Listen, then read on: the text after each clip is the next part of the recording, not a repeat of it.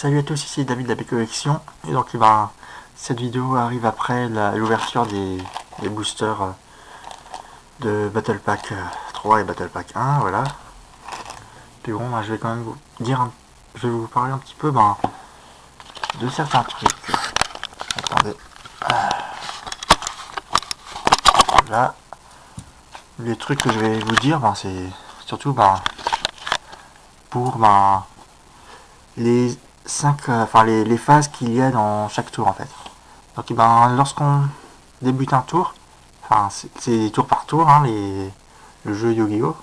Donc il y a quand même 5 monster zones, une zone de cimetière, bon après il y a aussi une zone retirée du jeu, une zone pour le deck, 5 zones pour les magies pièges, un extra deck, et puis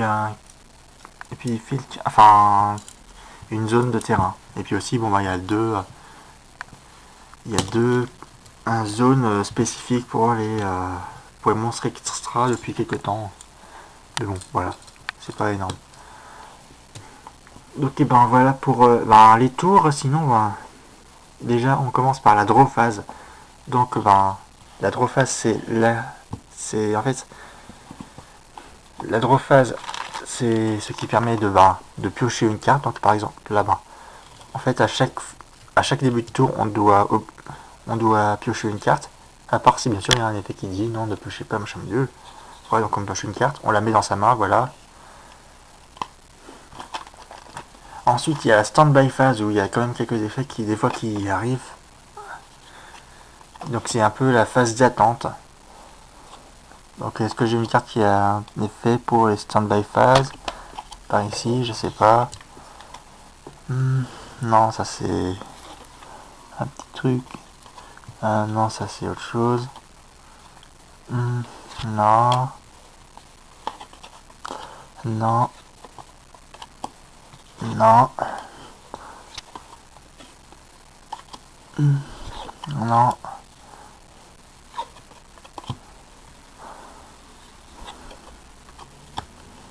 Non. Non. Non. Non. Non. Oups.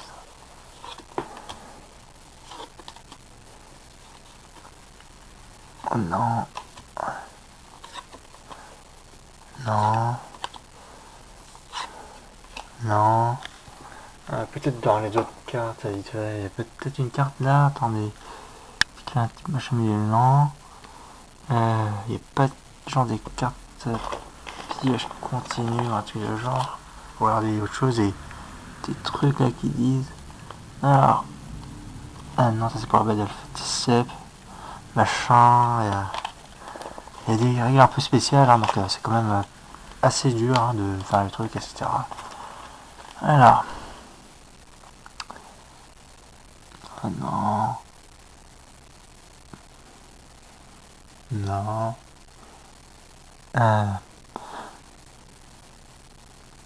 Non plus.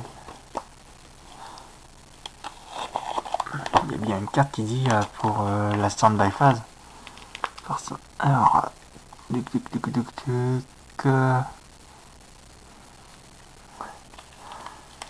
bah là non plus, j'ai l'impression.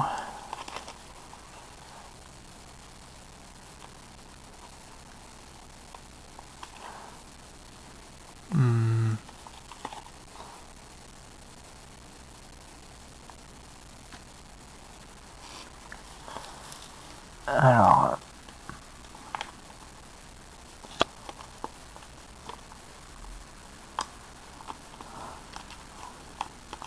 non plus.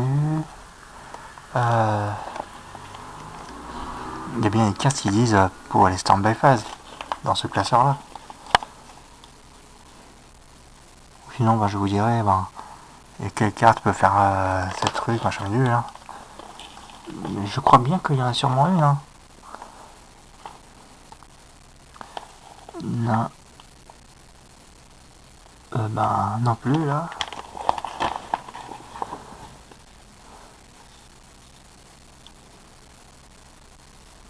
Ah non, il n'y en a pas. Enfin, j'ai l'impression qu'il n'y en a pas, là.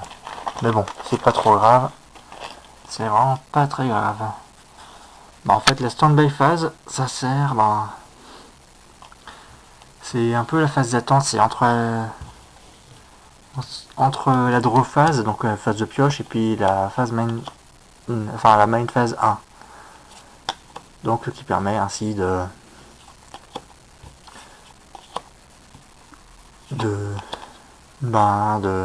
d'utiliser certains effets, genre par exemple magicienne blanche piquereux puis Couronne ont des effets, hein, donc la magicienne blanche piquereux, ça c'est pour augmenter ses points de vie, Couronne c'est pour infliger des dégâts. Voilà, il y a des trucs sympathiques, hein, voilà. Donc ensuite la main phase 1, c'est là où on peut jouer sa main, quoi. Donc invoquer des monstres, utiliser des cartes magiques, utiliser des effets, et puis sinon on va poser des cartes, on peut, hein, vite fait. Après, il y a la battle phase, donc ça c'est la phase de combat. Donc chaque monstre ne peut attaquer qu'une seule fois par tour, hein, voilà, à moins qu'il y ait un effet qui dise attaquer plusieurs fois par tour. Voilà, donc il peut attaquer soit les monstres ennemis, soit les monstres, non, les autres monstres, enfin, soit directement à l'adversaire. Donc lorsque ça inflige directement à l'adversaire des dégâts, ça enlève le nombre de points de vie équivalent à son attaque à l'adversaire directement. Donc voilà. Par exemple, si Jeanne la Paladine attaque, là elle va infliger 1800 d'attaque, voilà, à l'adversaire, à 1800 points de dégâts. Donc voilà, si jamais il y a encore ces 8000 points de vie, il passe à 6200, voilà. Ensuite, il y a quand même d'autres trucs, par exemple, on va prendre de quelle carte pour que je vous présente un petit peu. Ça, non. Ça et ça, voilà, hop là. Donc on dégage ça. Donc là, si jamais il y a un monstre adverse, on peut l'attaquer, quoi. Donc par exemple, si jamais Cyber Phoenix est en attaque et qu'on a ces deux monstres là, voilà. Donc Jeanne la Paladine, elle a un effet quand même, mais bon, on va dire que c'est un monstre sans effet, voilà, qui possède 1800 d'attaque, attaque son monstre à 1200, voilà. Donc ça va infliger alors à l'adversaire la différence entre leurs points d'attaque directement. Et donc ça sera compté dans la damage step. Sinon il y a aussi un autre cas de figure. Par exemple, Cyber Phoenix est en défense. Et ensuite, Hyper Tête de Marteau, il attaque sans savoir que c'est un Cyber Phoenix qui a 1600 points de défense. Et Hyper Tête de Marteau, il possède 1500 d'attaque. Et ça va être nous qui allons prendre 100 points de dégâts. Mais aucun des monstres va être détruit. Ouais, c'est quand même assez complexe. Ou alors, si jamais ils ont tous les deux la même attaque, genre... Hop là, celui-là. Par exemple, le Stego Noir a 1200 d'attaque. Attaque Cyber Phoenix qui possède 1200 d'attaque aussi. Si jamais ils s'attaquent, s'ils ont la même attaque, hop, ils sont tous les deux détruits directement. Voilà, ça peut être compliqué quand même les règles, comme ça peut être simple. Voilà, donc ensuite il y aura la damage step, machin bidule, enfin, dans la battle phase, il y a la damage step aussi, c'est la phase de dommage, quoi. C'est-à-dire, lorsqu'on attaque, on inflige des dégâts, donc voilà. Ensuite, il y a la main phase 2, donc on peut encore jouer d'autres cartes, voilà, dans la limite des zones qu'on a, hein, voilà, comme d'habitude. C'est un peu comme Pokémon. On peut pas mettre 150 millions de Pokémon sur le banc, ou alors 5 Pokémon sur la zone Pokémon actif. Hein. Et enfin, la end phase, donc il y a certains effets qui s'activent à la end phase. Donc par exemple, je crois qu'il y en a quand même quelques-unes là. Alors, voilà, donc Zenmeister, il gagne 300 d'attaque pour chaque matériel qui est détaché de machin bidule. Une fois par tour, vous pouvez détacher un matériel X de cette carte pour stimuler un monstre sur la secteur que vous contrôlez. Changez-le en position de défense. phase verso et durant la end phase de ce tour, changer en position attaque face recto. Donc en fait la end phase, ça peut servir des fois. Hein. Hop là, bon bah, ça dit, bah, c'est aussi quand même la phase où le tour se termine et donc où notre tour se termine et puis bon bah le tour de l'autre joueur commence, voilà. C'est règles assez simples des fois ou alors assez compliquées. Bon, ensuite pour parler un peu des cartes monstres, bah, je vais prendre peut-être un autre monstre. Donc voilà, bon bah, par exemple, dragon détonnant. Donc voilà, et ben, la carte monstre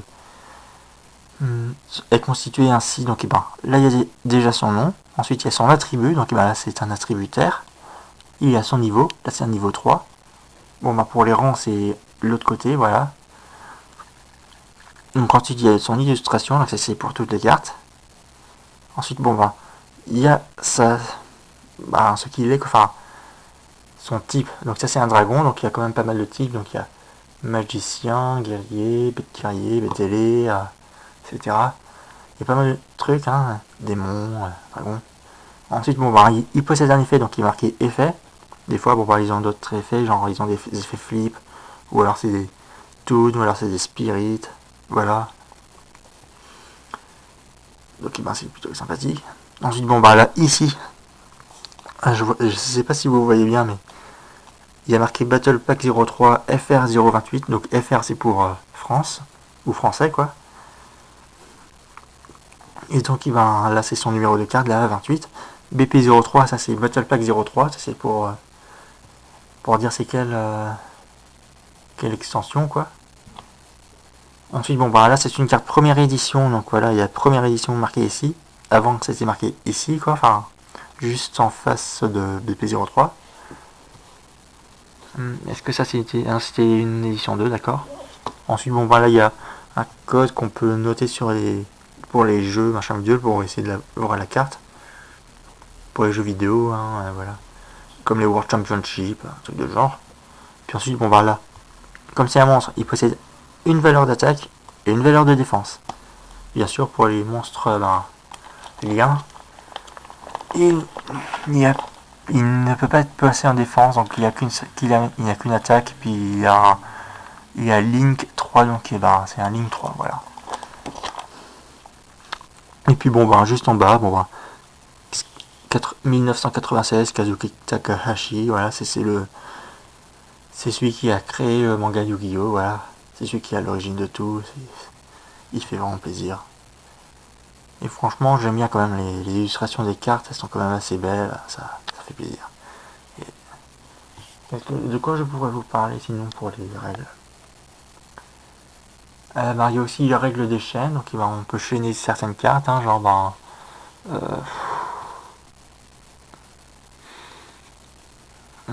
comment on fait? Alors voyons voir un petit peu. Alors, c'est surtout, la plupart du temps, c'est surtout avec les cartes de. Voilà, donc on va mettre ça.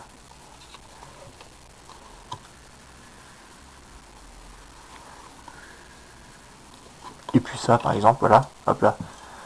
Donc, on peut chaîner, quoi. Par exemple, l'adversaire, il a placé anneau de destruction. Bon, là, par exemple, j'ai un monstre genre celui-là, quoi, que j'ai placé en mode attaque. Bon, je peux activer ça, voilà. Protection espion, voilà, je le place en mode défense. Voilà. Et puis on reçoit que des dégâts par 2. Puis il peut chaîner, donc c'est-à-dire activer en retour alors un anneau de destruction pour détruire le monstre, voilà. Donc ça fera chaîne 2. Puisque à chaque fois qu'on active une carte, ça fait chaîne 1. Et puis lorsqu'on fait chaîne 2 ou plus, ça fait des effets cool.